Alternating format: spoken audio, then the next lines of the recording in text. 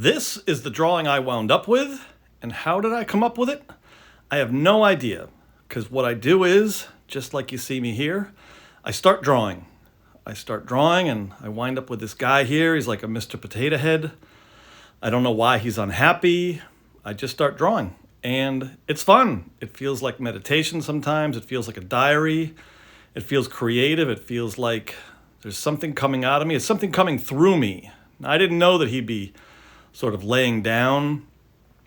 I didn't know that he'd be in water. And it just starts to flow, get it? Like water. And then I've got choices. What to do, what colors to make. Where is he exactly? The Indian Ocean, the Atlantic Ocean, the Pacific? I don't know. Eventually, as you saw, it winds up being a bathtub, but I have no idea at this point while I'm drawing it. I'm doing this commentary afterwards. But I began to feel like since he's out there, it looks like he's floating out in the middle of nowhere, I started to get thoughts of like Robinson Crusoe. And there we have it. Suddenly, the palm tree sprouting from his loins. There he is, the purveyor of isolation, a place, a safe place for our hero, Mr. Crusoe, or Tom Cruise. No, what's his name? Tom Hanks, sorry. To wind up, being stranded. And then initially I go with this guy sitting, and I go with the silhouette look, just like the tree here. And again, I've got choices. I've got unlimited choices. You as an artist, when you're drawing, you could do whatever you want. I love looking at Salvador Dali paintings. They give me such freedom. I went to his museum down in Florida, and it's just so freeing. You could do whatever you want. You're like a god. You could do anything. You can create from nothing. You can add things. You can take them away. You can make choices. And I started to think that this silhouette wasn't working for me. I don't know why. It matches the tree, but I wanted to get more of a detailed look. Part of it so that I could really do the Robinson Crusoe sell would be that I'd make his hair sort of like the palm tree. Shaggy hair, shaggy beard, which is the telltale sign of somebody who's been stranded on an island, if they're a man or if they identify as a man. And so I start with the bald head, and I wanted this sort of forlorn kind of a pose. And my videos that I make for you are never really about how to draw, because I just have my own style. Hopefully you'll have your own style. You'll develop your own style. For instance, something I prefer to do is draw a guy like him who's going to wind up on the island. I prefer to start a new sheet of paper when I'm drawing on computer. Obviously, it's a new screen, but I prefer a fresh white canvas where I can start from scratch, and I don't have to think about the other parts of the drawing. I just want to draw him, get his feeling, get his loneliness, get his isolation down first before I add him to the island. It's just, again, it's a style choice, or it's a workflow choice that I like, because I get looser.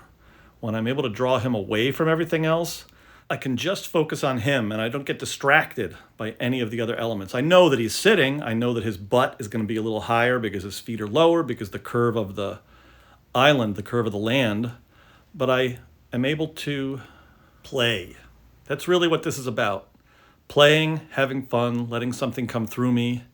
So on the one hand, I have to be very playful. On the other hand, I have to think about logical things. Like his beard right now, there's something called a tangent. His beard kind of comes down, almost connecting with that jagged edge of his sleeve. And so I make a left brain decision here to correct that, just to push that jagged edge of his sleeve away from the beard.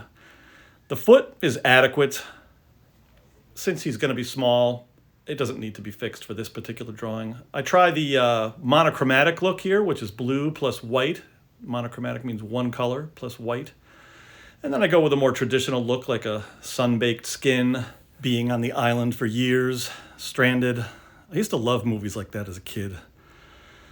Movies about pirates landing on an island. They've got a bunch of gold and jewels, and I think that happens in the Count of Monte Cristo. He lands on an island, or somebody else lands on an island. Here I go back to the monochromatic, but in Monte Cristo he buries all the gold, and then later has to find his way back to the island so he can retrieve it and take revenge on the bad guys that sent him off on his terrible journey in the first place. Our hero here is on some sort of a terrible journey, Eventually, as you saw, he's going to have a sea monster. But I don't know any of this when I'm drawing it. I'm just messing around. Here I decide the sun, but it's a little too close to the palm tree, so my left brain kicks in and I start to think a little logically about where the sun should go in terms of the composition. The composition is a left brain thing, the composition of the drawing, where things should go, if there's too many items on one side, if something is distracting. That's all left brain stuff. Right brain stuff is like flow, just letting the drawing come through. Decide to make him happy, or at least I experiment with it. Frankly, I don't remember what I settle on. Happy Monster Island. Isn't that where Godzilla lives, Monster Island? I loved movies as a kid. The idea of being able to bury a treasure, find it again. There were a few things as a kid in movies that I always felt I wanted. One was a jetpack. I always wanted that. I always wanted the communicator from Star Trek to be able to talk on your phone wherever you are. We got that one. Still waiting for the jetpack. Quicksand was another one when I was a kid. The movies, you'd see quicksand and somebody'd be going through the jungle and all of a sudden, quicksand. I always wanted to experience that. Not really, but I wanted to see it. I thought it was something I'd have to contend with in my future. Quicksand and cannibals. What if the island wanted to eat Robinson Crusoe? Then I decided, nah, just stick with a good old-fashioned sea monster.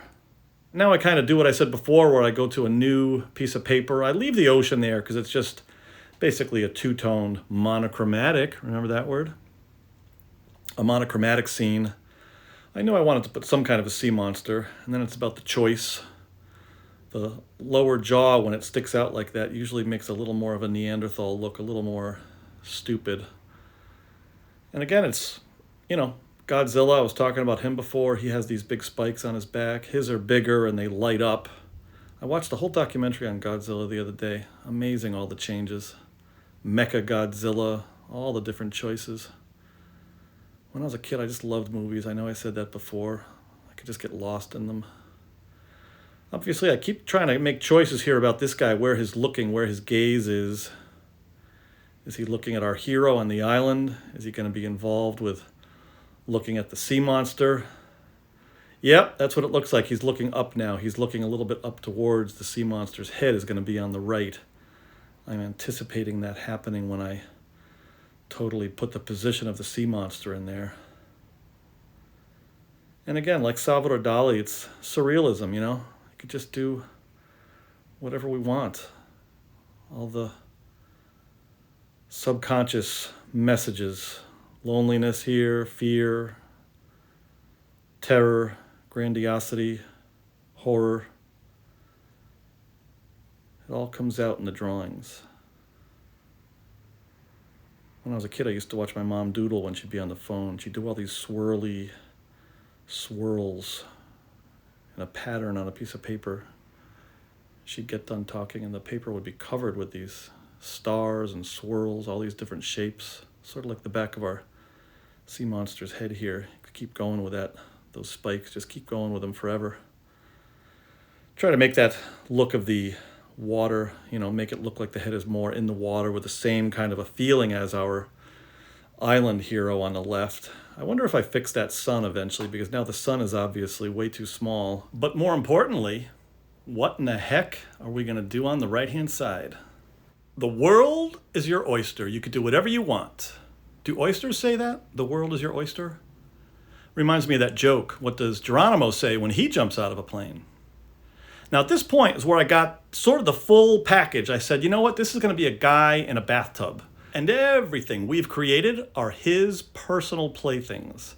It's bath time, crazy time, party time, and he can do whatever he wants. Just like I have been doing whatever I want and creating him. He can have his own universe. He can create. And so can you. That's the whole point of me doing these videos, is to show you the creative process, give you some ideas, and let you know that you can do whatever you want. Please click subscribe if you've got a moment, and ring the bell, then you'll get notifications when I upload new videos weekly. And thanks for coming by. Hope you have a good week. Take care.